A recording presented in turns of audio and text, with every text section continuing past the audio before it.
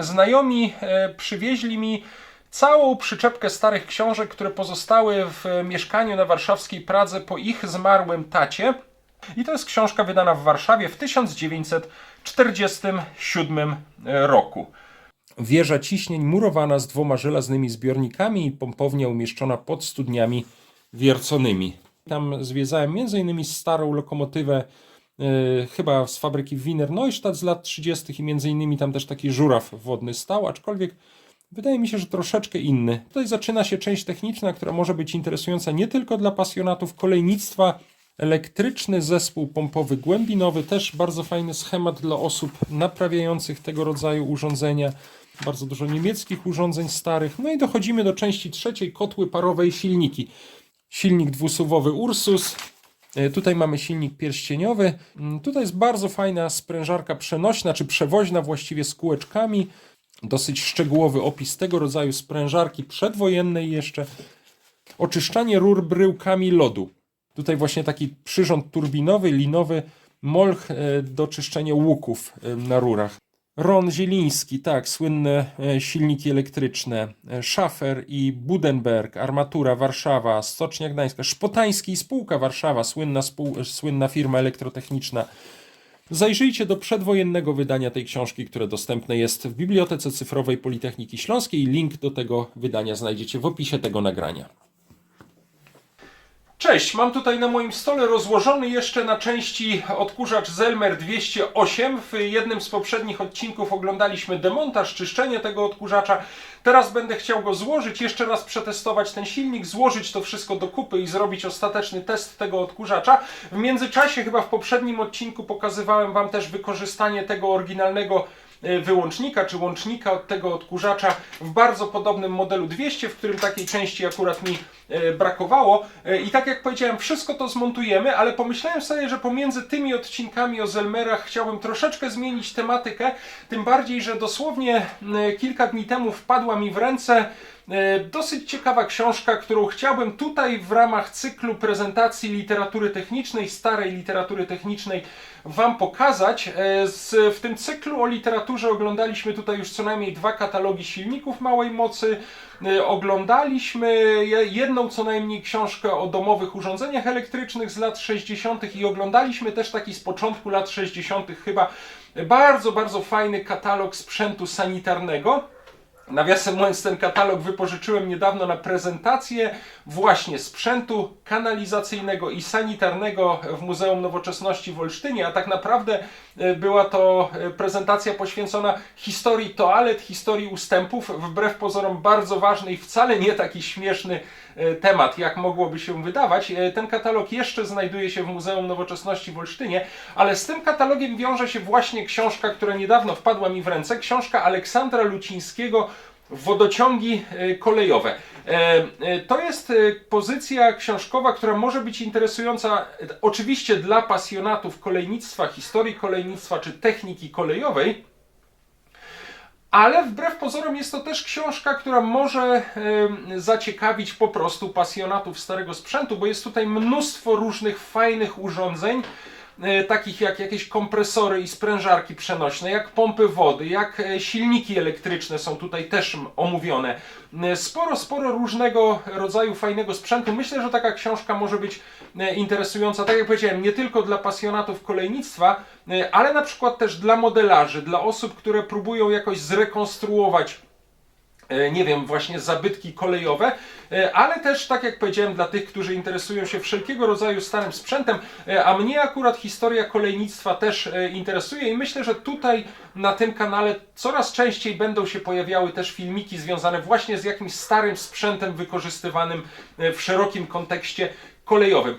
Książka jest o tyle ciekawa, że jest to wydanie z 1947 roku, wydanie drugie, przejrzane i uzupełnione, ale tak naprawdę jest to pierwsze wydanie powojenne, zresztą widać jeszcze, że w takim bardzo, bardzo skromnym kształcie, bez twardej okładki, na takim dosyć tanim papierze wydane, aczkolwiek całkiem przyzwoicie zachowana książka. Natomiast, i to co jest ciekawe, Pierwsza edycja tej książki ukazała się w roku 1939, tuż przed wybuchem II wojny światowej. To była chyba w ogóle pierwsza w języku polskim książka, w której tak szeroko i dokładnie potraktowany został temat wodociągów, kanalizacji kolejowej, a pamiętajmy, że były to czasy głównie pociągów parowych, więc cała ta infrastruktura związana z napełnianiem parowozów wodą, z różnymi przepompowniami, hydroforniami, wieżami ciśnień i tak dalej, to wszystko było wtedy bardzo, bardzo ważne, pewnie ważniejsze niż w nowoczesnym kolejnictwie, czy przy dzisiejszej technice kolejowej. I jeszcze to, co Wam powiem, to tej książki co prawda akurat w żadnych ofertach sprzedaży nie znalazłem. Znalazłem starsze wydanie tej książki, tak jak Wam powiedziałem, z 1939 roku, ale przede wszystkim to, co najważniejsze, to przedwojenne wydanie, pierwsze wydanie tej książki jest całkowicie za darmo dostępne w zbiorach cyfrowych Biblioteki Śląskiej i postaram się w opisie tego nagrania link zamieścić. To jest praktycznie, można powiedzieć, ta sama książka. W tym wydaniu drugim powojennym, tak jak zauważyłem, jak na szybko porównałem z tym wydaniem z 1939 roku, nie ma tego obszernego wstępu, który był w publikacji z 1939 roku i chyba wydaje mi się, że może jakieś nieduże fragmenty zostały uzupełnione, zmienione, nie wiem, dopasowane do tych powojennych realiów. Natomiast generalnie, jeżeli chodzi o treść tej książki, jeżeli chodzi o ilustracje, o prezentowane tutaj urządzenia, o jakieś schematy, grafiki, to jest bardzo, bardzo podobne, praktycznie identyczne do tej publikacji przedwojennej, czyli sprzęt tutaj prezentowany i opisany jest w zasadzie na poziomie tej techniki końca lat 1930. Nawet są tutaj też cytaty z różnych pozycji z literatury właśnie przedwojennej. Myślę, że to jest naprawdę bardzo ciekawy zabytek, nie tylko bibliofilski, ale właśnie dotyczący techniki przełomu lat 30. i 40., no i też rozwoju kolejnictwa czy odbudowy sieci kolejowej w Polsce po II wojnie światowej.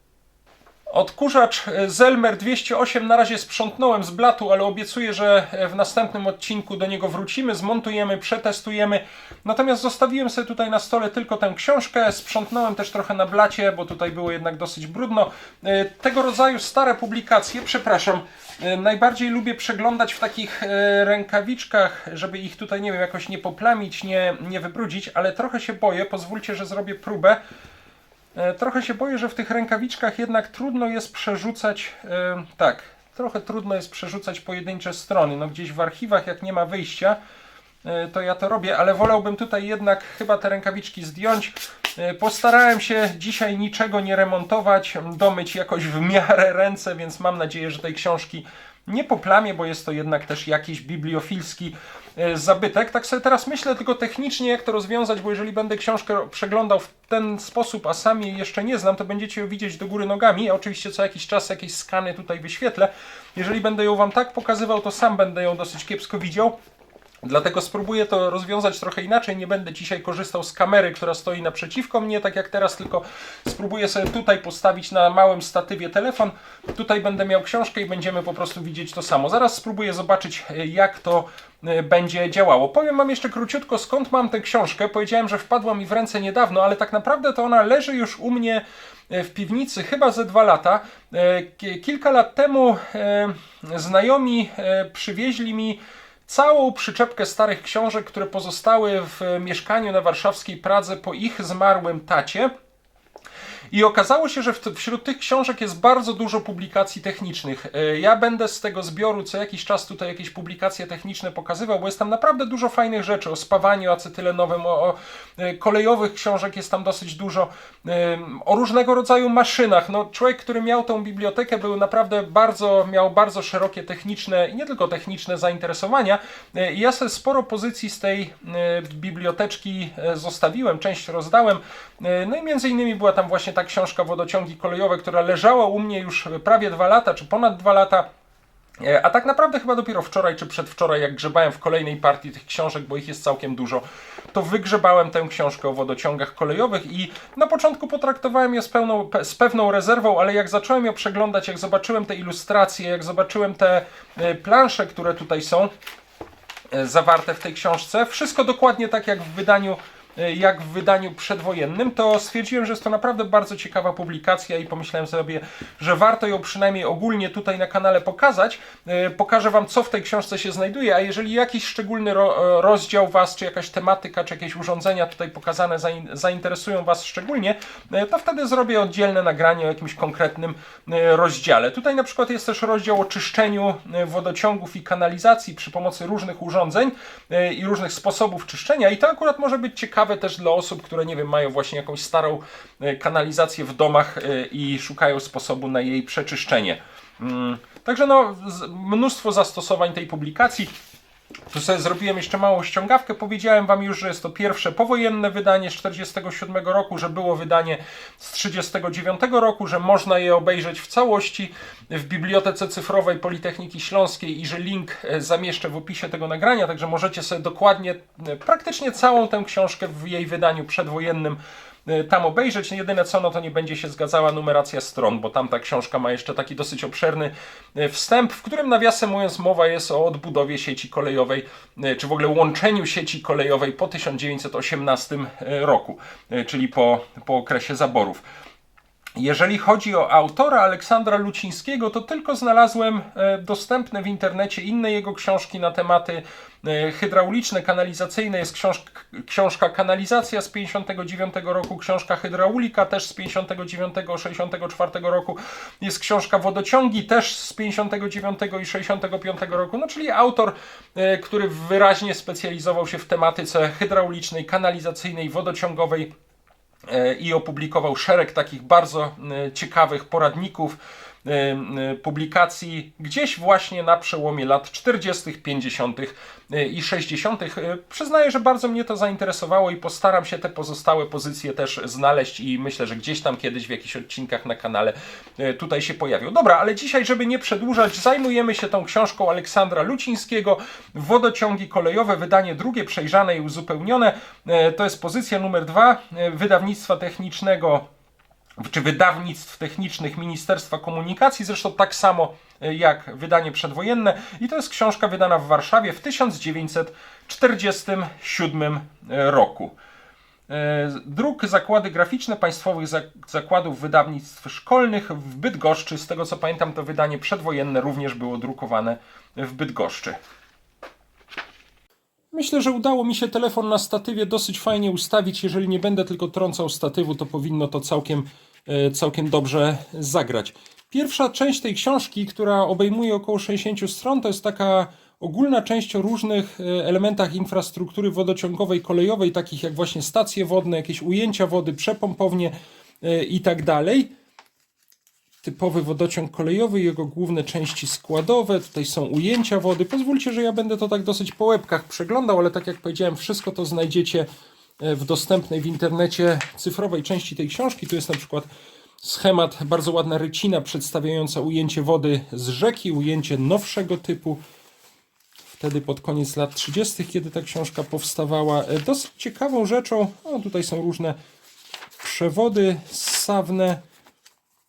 Zobaczmy następną rycinę. Przyznaję, że do tych rycin przywiązuję największą wagę, bo one są naprawdę ładne i ciekawe. O, to jest fajna rzecz. Zobaczcie.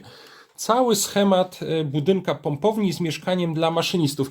Powiedziałem Wam, że ta książka może być ciekawa też dla modelarzy zajmujących się na przykład budową makiet kolejowych, bo macie tutaj bardzo fajnie rozrysowane właśnie różne takie architektoniczne elementy infrastruktury kolejowej, które można sobie w takiej makiecie na podstawie tych schematów bardzo, bardzo wiernie odtworzyć. Tutaj są różne studzienki, zawory, zasuwy wodne, wieża ciśnień. To jest fajna rzecz.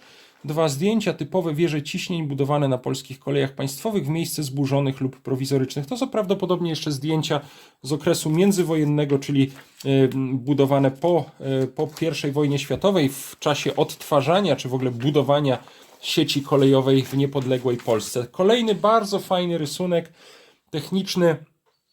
Wieża ciśnień murowana z 2 żelaznymi zbiornikami i pompownia umieszczona pod studniami wierconymi. Na szczęście to zdigitalizowane cyfrowe wydanie dostępne w Bibliotece Śląskiej, właściwie na stronie internetowej Biblioteki Śląskiej, zawiera wszystkie te plansze. Przypominam, że link do tego wydania umieszczę w opisie tego nagrania. Bardzo fajny schemat wieży ciśnień żelazobetonowej. No do dzisiaj jeszcze w wielu miastach tego rodzaju stare, już teraz nieużywane wieże ciśnień kolejowe można znaleźć.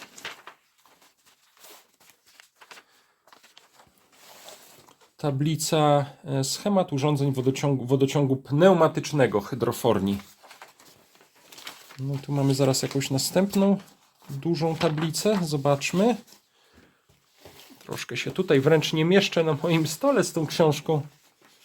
No, ostrożnie, żeby tego nie porwać, nie powyginać. Aha. To jest hydrofornia z 4 zbiornikami wodno-powietrznymi pojemności wodnej około 150 m3. Też myślę, że coś dla pasjonatów starej architektury i modelarstwa może być przydatne. Dobra, tu są różne właściwości. To jest dosyć fajne odbiorniki wody żuraw wodny obrotowy dawnego typu rosyjskiego, czyli pewnie takie, jakie spotykano po I wojnie w niepodległej Polsce na dawnych terenach zaboru rosyjskiego.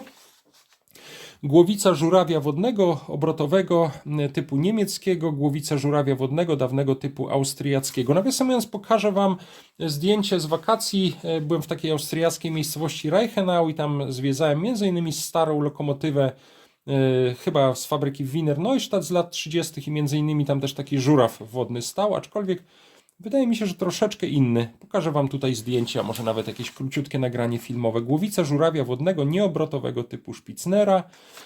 Zasięg żurawia typu Spitznera.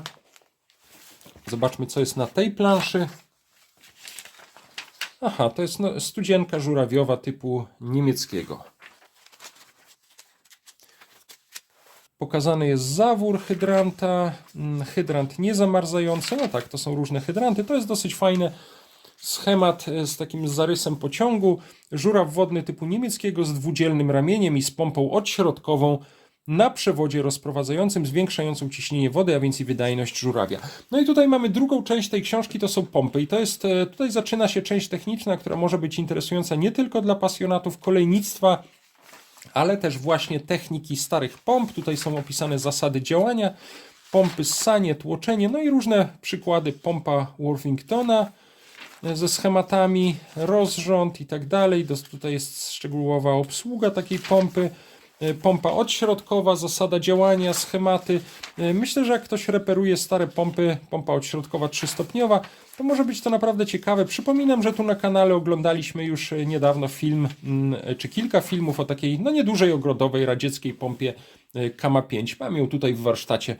Bardzo fajnie działa. Mam nadzieję, że inne modele też uda mi się zdobyć. Tutaj już są różne pompy stosowane w studniach głębinowych.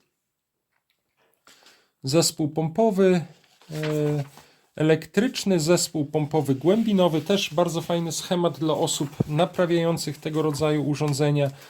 Przy podawaniu średnicy otworu studni wierconej należy pamiętać, że rury są łączone na gwinty różnymi sposobami.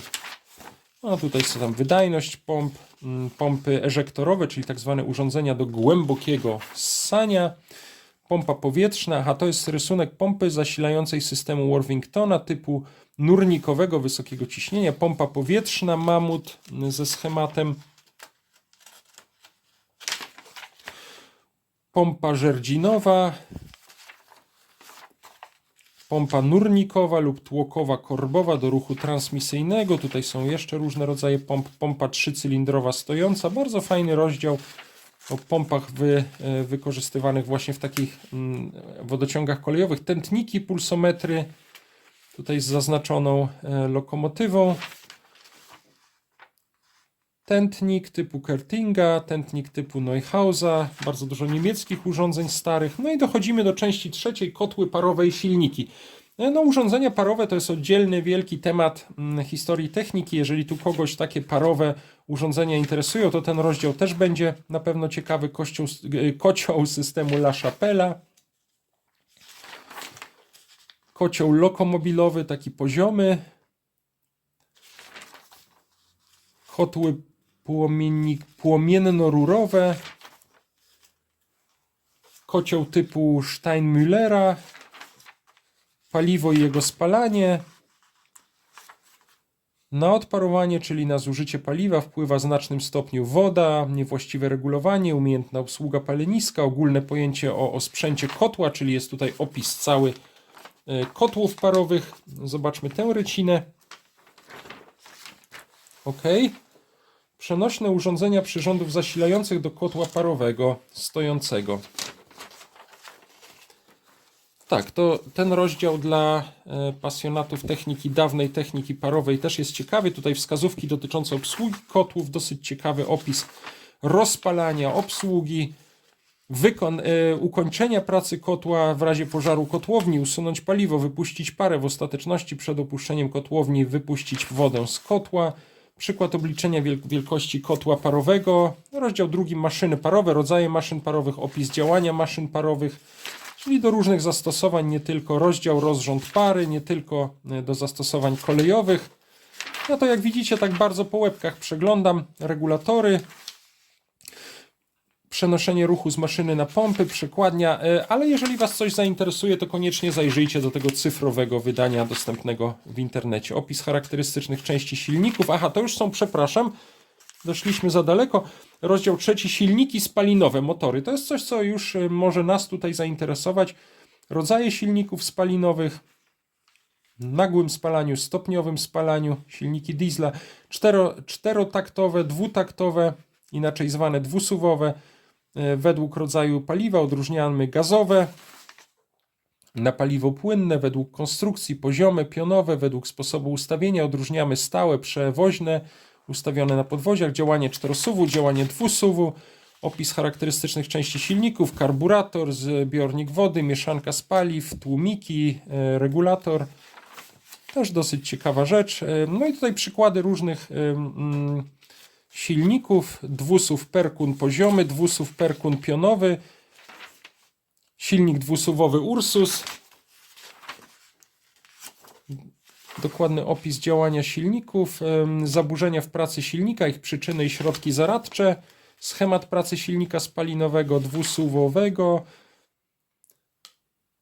ładowanie butli sprężonego powietrza, napełnianie butli kwasem węglowym, rozruch silnika, praca silników spalinowych. Tu mamy silniki elektryczne i to jest coś, co na tym kanale dosyć często pojawia się, czy będzie się pojawiać.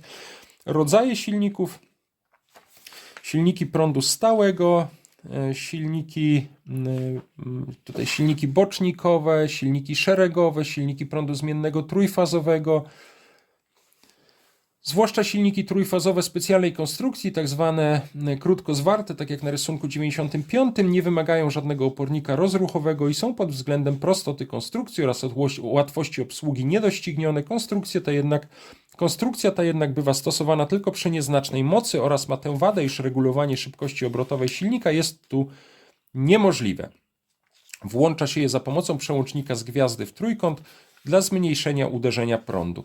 Tutaj mamy silnik pierścieniowy. Silniki z pierścieniami, które przedstawione są na rysunku 96, różnią się tym, że na wale wirnika osadzone są 3 miedziane pierścienie izolowane jeden od drugiego, a do statora, kadłuba, to jest nieruchomej części silnika, przy łożysku umocowane są 3 szczotki. Szczotki i pierścienie służą do połączenia z kotwicą rozrusznika, opornika rozruchowego. Silnika pierścieniowego jeszcze tutaj w warsztacie nie mam, ale może kiedyś też się pojawi. Bardzo fajne rysunki. Ciekawi mnie, czy są to silniki Siemensa, czy jakieś polskiej produkcji przedwojenne. No tutaj są różnego rodzaju rozruszniki do silników. Do puszczania w ruch silników z pierścieniami na prąd zmienny stosowane są oporniki z chłodzeniem powietrznym, które przedstawia rysunek 99 i setny oraz oporniki z chłodzeniem za pomocą oliwy, które przedstawia rysunek 101. Tutaj różne aparaty pomiarowe, tablice rozdzielcze, rysunki różnych tablic rozdzielczych. Myślę, że bardzo ciekawy rozdział. Część czwarta, sprężarki, kompresory. To też będzie ciekawe. Opis budowy, działania oraz praktyczne wskazówki obsługi sprężarek. Tutaj jest bardzo fajna sprężarka przenośna, czy przewoźna właściwie z kółeczkami. Sprężarka przenośna. Przyznaję, że jak wprowadzałem się tutaj do tego mojego domu kilkanaście lat temu, to w warsztacie, w którym teraz jestem, stał bardzo fajny stary kompresor z PRL-u, który oddałem znajomemu mechanikowi. Teraz trochę żałuję, bo był to fajny zabytek techniki. Opis mechanizmu korbowego, regulator, schemat regulatora, obsługa sprężarek przed uruchomieniem sprężarki i tak dalej, konserwacja. Sprężarki firmy Zieleniewski i Fitzner, Gamper, spółka akcyjna. Dosyć szczegółowy opis tego rodzaju sprężarki przedwojennej jeszcze, dużej. Zobaczmy, co jest na tym schemacie. Aha. Sprężarka dwustopniowa, pojedynczo działająca. Dokładny opis, części, panewka łożyska korbowego, panewka łożyska wtłoku, wał korbowy, śruba, korbowód, sprężyny, wentyle i tak dalej. Przyznaję, że sprężarek jeszcze tutaj żadnych starych w warsztacie nie oglądaliśmy. Trzeba to będzie przy okazji nadrobić. Cylindry, tłoki, dławiki, tutaj oliwienie. Uwagi o oliwieniu, konserwacji, odoliwianie, filtrowanie, regulowanie. Cały duży rozdział o sprężarkach, kompresorach. Rurociągi, zbiornik zgęszczonego powietrza, montaż, wskazówki montażowe, ładowanie i doładowywanie zbiorników hydroforowych. Ok, przechodzimy do części 5. Jak widzicie, dosyć szybko nam to idzie. Już, nie wiem, 2/3 książki mamy tak z grubsza przejrzane. Rurociągi i materiały do ich budowy, rury i kształtki, wymiary rur, kształtek, uszczelnianie połączeń rur. To jest troszeczkę temat, który był poruszany w tym katalogu sanitarnym, który kiedyś już tutaj na kanale oglądaliśmy, który teraz wypożyczyłem do Muzeum Nowoczesności. Tutaj są różne rury i kształtki, jakieś trójniki, krzyżaki, korki, pokrywy, kieliszki, zwężki, krzyżaki. No i tutaj są różne dostępne pewnie na rynku do zastosowań kolejowych, ale nie tylko elementy. Uszczelnianie wełną ołowianą rur kielichowych. Ołów włóknisty. Naprawa pękniętych rur. Żeliwne rury wodociągowe według norm polskich. To jest nawet ciekawe, jak ktoś ma w domu nawet jakiś stary wodociąg czy kanalizację starą, wymiana całej rury kołnierzowej nie natrafia na trudności. Zasuwy różnego rodzaju. Obudowy do zasuw kielichowych i kołnierzowych. Zasuwy owalne, kołnierzowe. Elastyczne połączenia rur żeliwnych. O, tutaj taki odsłonięty rurociąg. Kolejność prac montażowych. Tutaj jest będzie zaraz gdzieś rozdział chyba o spawaniu rur stalowych. O, rurociągi z rur stalowych kielichowych. Uszczelnianie ołowiem. Spawanie do czoła. Układanie rur spawanych. Uszczelnianie takich rurociągów. O, tutaj jest na przykład spawacz przy pracy pokazany. Nawiasem mówiąc, ten warsztat, w którym teraz jestem, należał kiedyś właśnie do pana, który był spawaczem, nawet wyjeżdżał gdzieś do północnej Afryki, między innymi spawać właśnie rurociągi. Tutaj taki rurociąg podwieszony na znacznej długości, żeby łatwiej było te rury ze sobą łączyć, który był później opuszczany. Jest to wszystko tutaj szczegółowo opisane. Wymiary złączek, złączka wyrównawcza z zabezpieczeniem kołnierzowym, kształtki przejściowe. W sumie bardzo fajna, ciekawa rzecz. Przemywanie rur, to też jest ciekawe. Przy jakichś zatkanych rurach, nie wiem, na działce, no kilkakrotnie już sprężyną jakieś takie rury odprowadzające wodę deszczową na przykład czyściłem. Oczyszczanie rur bryłkami lodu. Przed kilkunastu laty jeden z zarządów kolei radzieckich zastosował ten sposób także do czyszczenia przewodów wodociągowych, przy czym według sprawozdania inżyniera Iwanowa uzyskano rezultaty zadowalające. Po prostu wpuszczano kawałki lodu w rury i pod ciśnieniem one tam zdrapywały jakieś zanieczyszczenia. Oczyszczanie rur skrobaczkami lub gryzarkami. Pewniejsze rezultaty oczyszczania rur uzyskuje się jednak przy mechanicznym oczyszczaniu ich za pomocą skrobaczek i gryzarek. Skrzynka rurowa do wmontowania przyrządu. No i to jest fajne. To są tak naprawdę stosowane do dzisiaj, to już pewnie hydraulicy będą o tym dużo więcej mogli powiedzieć. Przyrządy do czyszczenia rur, tak zwany Molch. To jest zresztą po niemiecku oznacza traszkę, ale też właśnie takie urządzenia służące gdzieś tam do przegryzania się przez glebę, czy właśnie do wiercenia jakichś otworów, czy właśnie do czyszczenia rur, stosowane do dzisiaj. W takim domku, do którego czasem w Austrii wyjeżdżam, kilka lat temu czyszczono właśnie przewody pochodzące jeszcze z lat 60. i chyba właśnie używano tego rodzaju urządzeń. Jak się wpisze Molch w internecie, to można do dzisiaj znaleźć mnóstwo takich nowoczesnych urządzeń do czyszczenia wodociągów. Tutaj właśnie taki przyrząd turbinowy, linowy, molch do czyszczenia łuków na rurach. Gdybym coś takiego kiedyś znalazł, to bardzo chętnie bym to tutaj na kanale obejrzał. Nie mówiąc już o tym, że mam kilka rur właśnie takich w ogrodzie do wyczyszczenia. Badanie szczelności rurociągów, schemat próby szczelności przewodów, ilość wody przepływającej przez rurociągi, utrzymanie sprawności studzienek, eżektory parowe, oczyszczanie studzienek wierconych, oczyszczanie studzień kopanych, jazda parowozem według metryki z 29 roku, rozbudowa stacji wodnych przy liniach kolejowych, obliczanie pojemności zbiornika. No to już są takie bardziej wytyczne projektowania wież ciśnień, to już raczej są załączniki do tej książki. Budowa ujęć wody. No i to jest wszystko. Tutaj na końcu mamy jeszcze spis treści, bardzo obszerny, spis rysunków, spis tablic.